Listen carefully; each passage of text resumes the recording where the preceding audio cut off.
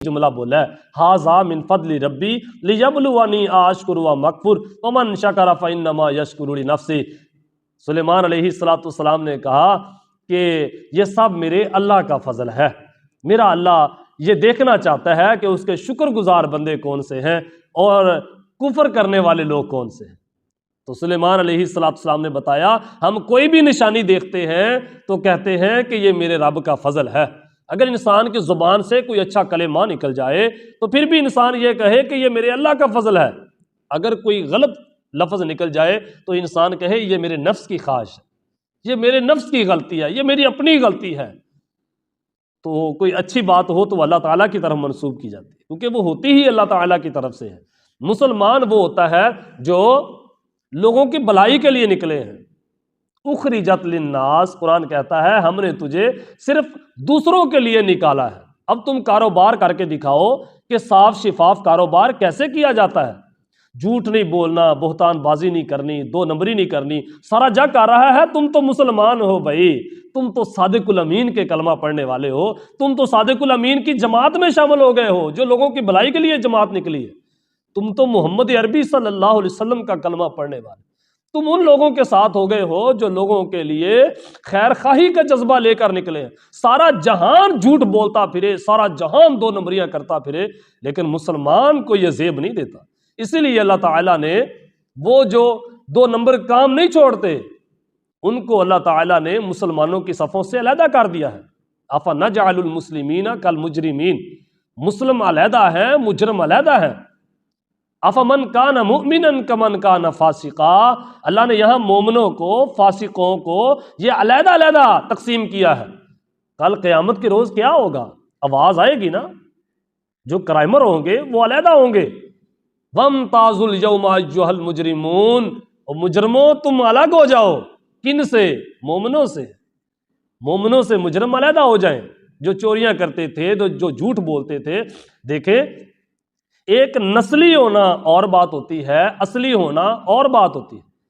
یہودی بنی اسرائیل کی نسل ہی تھے، یعقوب علیہ السلام کی نسل تھے نسل، لیکن ان میں اصلیت ختم ہو چکی تھی۔ نسلاً وہ لوگ مسلمان تھے لیکن اصلاً لوگ مسلمان نہیں تھے۔ اسی طریقے سے ہم مسلمانوں میں جو یزید آیا وہ نسلی تو مسلمان تھا، کیونکہ حضرت امیر معاویہ رضی اللہ تعالی عنہ کا بیٹا تھا۔ نسل کے لحاظ سے وہ مسلمان تھا، ان کو گود میں ہی باپ کی ماں کی گود میں ان کو کلمہ نصیب ہوا، وہ کلمہ پڑھا، ان کو گھر میں ہی قرآن ملا، گھر میں ہی قرآن کی تعلیم ملی۔ کون سا ان کو نئی ریسرچ کرنی پڑی، نئی تحقیق کرنی پڑی، کہیں اور جا کے پڑھنا پڑا، مارے کھانی پڑی؟ ایسا تو کوئی معاملہ نہیں تھا۔ اصل دین، اصل اسلام، اصل مذہب ڈھونڈنا نہیں پڑا، یہ نسل سے ہی ان کو مل گیا تھا، ان کو اپنے آباء و اجداد سے ہی مل گیا تھا۔ نسلی تو وہ آدمی مسلمان تھا، لیکن تھا ظالم، چوریاں ڈکیٹیاں ان کے دور میں شروع ہو گئیں، وہ کسی کو نہیں روکتا تھا، شراب عام ہو گئی، کسی کو نہیں روکتا تھا، کوئی نماز پڑھے کوئی نہ پڑھے۔ نبی کریم صلی اللہ علیہ وسلم کا جو مشن تھا خیر خواہی کا، وہ مشن ختم ہو رہا تھا، وہ ظالم بن گیا۔ نسلاً وہ مسلمان تھا، اصلاً مسلمان نہیں بنا، تو وہ کیا بنا؟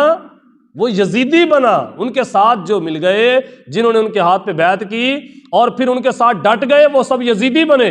اسی لیے تو مکے والوں نے ان کے ہاتھ سے بیعت توڑ دی، اسی لیے تو مدینے والوں نے بیعت توڑ دی۔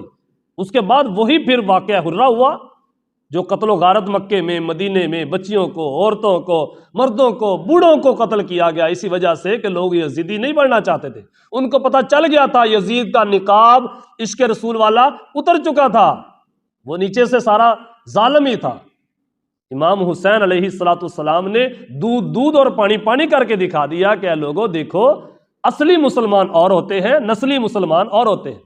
اور پھر مروان بن حکم جو بڑا ظالم حکمران تھا، مدینے کا گورنر رہ چکا تھا، وہ مروان بن حکم جس نے نماز کا طریقہ ہی بدل دیا تھا، اسی کا اپنا پوتا، اس کا بیٹا عبدالعزیز کا آگے بیٹا عمر بن عبدالعزیز، دیکھیں دادا کتنا ظالم تھا، اور آگے اللہ نے جو پوتا دیا ہے اس نے اسلام کو سمجھا، وہ پھر کیا بنا؟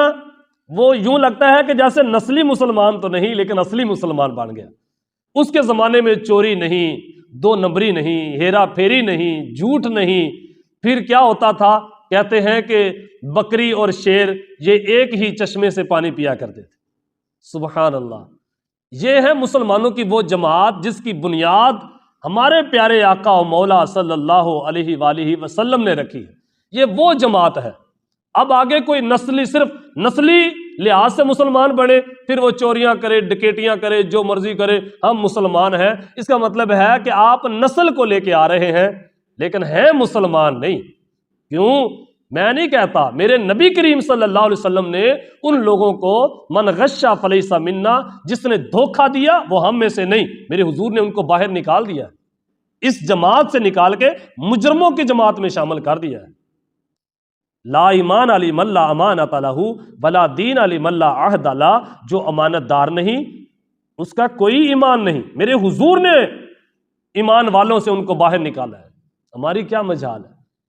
جو بانی ہے اس جماعت کے، جو خیر خواہی کے جذبہ رکھنے والے، مسلمانوں کو ایک پلیٹ فارم دینے والے، ایک جھنڈے کے نیچے جمع کرنے والے، وہ پیغمبروں کے سائے میں سب کو اکٹھا کرنے والے، اللہ کے محبوب، دانائے غیوب، مالک رقاب امم، فخر عرب و عجم، والی کون و مکان، صلی اللہ علیہ وآلہ وسلم، انہوں نے یہ محنت کی ہے۔ وہ یہ چاہتے ہیں کہ لوگ صاف شفاف رہے، لوگوں کو پہچان آئے کہ یہ جن کے غلام اتنے اچھے ہیں، جن کے غلام خیر خواہ ہیں، جن کے غلام سچے ہیں، ان کے آقا و مولا کی شان کیا ہوگی، ان کے نبی کی شان کیا ہوگی۔ یہ شان ہے خدمتگاروں کی، سردار کا عالم کیا ہوگا۔ یہ وہ لوگ ہیں مسلمان جو اپنے نبی کی شان کو بلند کرتے ہیں، جو اپنے نبی کی شان کو بڑا ہوا دیکھنا چاہتے ہیں۔ وَرَفَعْنَا لَكَ ذِكْرَكَ، اللہ تعالیٰ نے اپنے محبوب کی شان کو بلند کیا ہے۔ تو جو نبی کا کلمہ پڑھ کے پھر دو نمبریاں کرنا چاہتے ہیں، ان کا مشن کیا ہے؟ کیا ان لوگوں سے لوگ یہ پوچھنا چاہتے ہیں کہ تو نے دو نمبریاں کہاں سے سیکھی ہیں؟ تو نے کس نبی کا کلمہ پڑھا ہے؟ تو کس کا امتی ہے؟ یہ جو تو پروگرام کروا رہا ہے یہ کس کا کروا رہا ہے؟ تو نے تو اپنی بہنوں کا حق کھایا ہوا ہے۔ اللہ تعالیٰ نے بھی مسلمانوں اور مجرموں کو علیحدہ علیحدہ کیا ہے، پورے قرآن میں دیکھ لیں آپ، پورے، اسی لیے قرآن میں کہیں پہ بھی مسلمان کو جنت نہیں دی گئی، کہیں پہ بھی مومن کو جنتی قرار نہیں دیا گیا۔ جہاں پہ جنتی کہا گیا وہاں شرط کے ساتھ، ان اللہ اشتری من المؤمنین انفسہم واموالہم بان لہم الجنہ، مومنوں کے ساتھ ہم نے سودا کیا ہے، ان کا مال، ان کی جان ہم نے لی ہے، پھر ان کے بدلے ان کو جنت دی ہے۔ جو یہ سودا قبول کریں گے ان کے لیے جنت ہے، یعنی سودا وہی قبول کرے گا جس نے سودا قبول کر لیا، مال اور جان اللہ کے حوالے کر دی، پھر وہ تو متقی ہو گیا، وہ تو پرہیزگار ہو گیا، وہ تو مسلمان ہوا، اللہ کے رستے پہ چلنے والا۔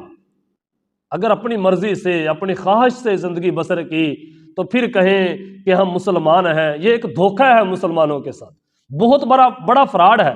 اس لیے علامہ اقبال نے کہا تھا، خضر راہ زن خضر راہ کی قبا چھین کر رہنما بن گئے دیکھتے دیکھتے۔ میرے نبی کریم صلی اللہ علیہ وسلم نے بھی کتنا واضح دو ٹوک اعلان فرما دیا، لا ایمان لمن لا امانت لہ ولا دین لمن لا عہد لہ، جو امانت دار نہیں اس کا کوئی ایمان نہیں، اور جو وعدے کا پابند نہیں اس کا کوئی دین نہیں۔